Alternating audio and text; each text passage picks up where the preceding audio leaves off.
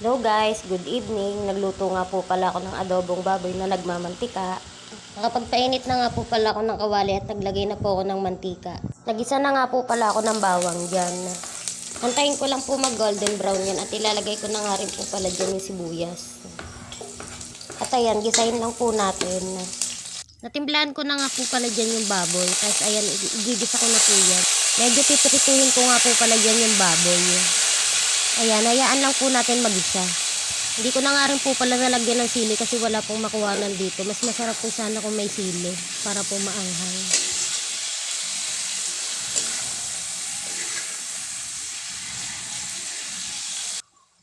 Ayan, takpan lang po natin. Nagsaing na nga rin po pala ako dyan. Para pagkaluto ng kanin, luto na rin po yung ulam. Mas masarap po kasi pagka mainit. At ayan, medyo naprito na nga po pala yung baboy dyan. Hindi ko na po pala titimplahan yan kasi namarinate ko na po yan kanina. At ayan, ilalagay ko na nga rin po pala yung pinagbabaran kanina.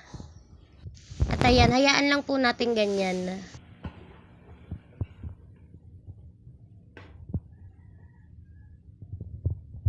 Dinagdagan ko nga po pala ng toyo yan kasi po medyo nakulangan ako. Tapos ayan, haluin lang po natin.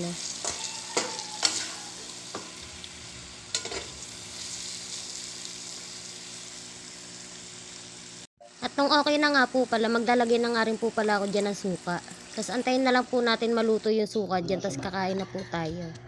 Yan po, kumakain na po kami dyan. Kain po tayo. Please like, share, and subscribe po. Thank you po.